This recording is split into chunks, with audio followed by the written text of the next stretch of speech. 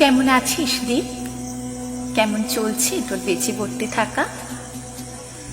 এতগুলো বছর পরে আমাকে কি মনে পড়ে? তোর সেই বকুল গাছটা কি ফুল দেয় এখনো? নোনা ধরা শ্বেতা পড়া দেওয়ালে এখনো আছে সেই ছবি।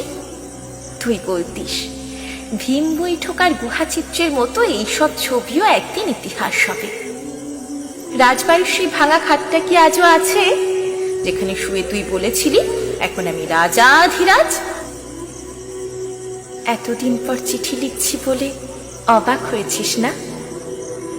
শান্ত পুকুরের জলে কেন বাপু ঢিল ছোড়া?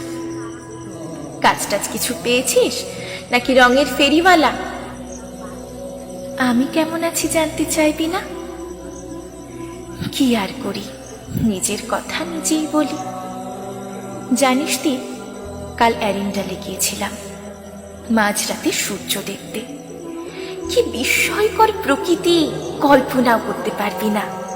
প্রচুর আলো, তবু যেন আলো নয়, ঠিক তোর মতো একটা নিবিড় মোহময় স্বপ্ন। তুই পাশে থাকলে হয়তো ধরতে পারতিস মুহূর্তটাকে, আমার তো তেমন চোখ নেই। আসলে বেশ ভালোই আছি। সারাদিন কাজ, রান্না বান্না নিজেই করি, বাসন মাজি আবার কম্পিউটার চালাই, ঘর মুছি আবার ইন্টারনেটে ইকুয়েশন করি। সারাটা দিন কাজ আর কাজ। আর সন্ধ্যেতেই শুনলে তুই রাগ করবি, আমার গাইড এরিকসনের সঙ্গে জিম খাই। এখন অবশ্য মাত্রা বুঝে খাই। হাসি পাচ্ছে না?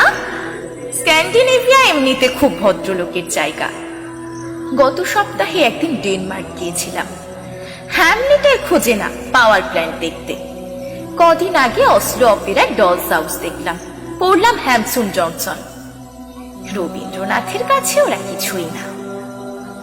এখন আমার ইন্টারনেটে রবীন্দ্রনাথ, ওয়েবসাইটে পছন্দের গান।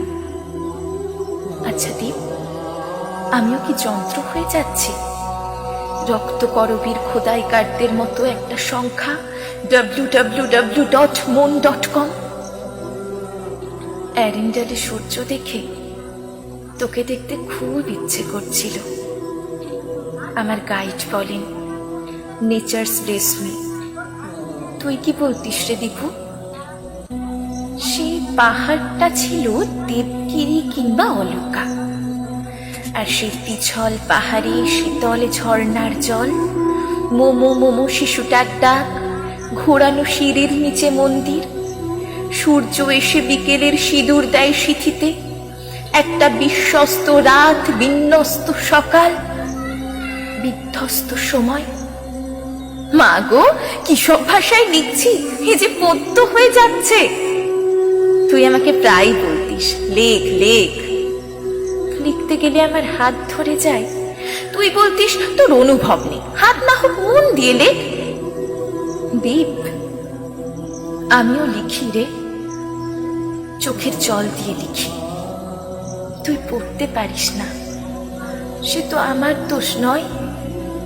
দীপ, তোর মনে আছে প্রথম বাইরে গিয়ে সেই অনেক আগে ঝিরঝিরে বৃষ্টিতে একটা তারা ভর্তি আকাশের নিচে আমরা কত ভিজেছিলাম?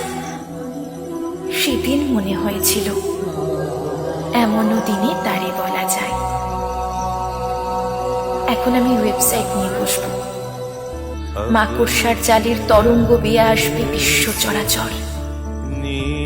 এমন দিনে আর কিছুই বলা যায় না, একমাত্র তোকেই বলা যেত, তবু বলতে পারছি কই। लाख बार उसमें ही नहा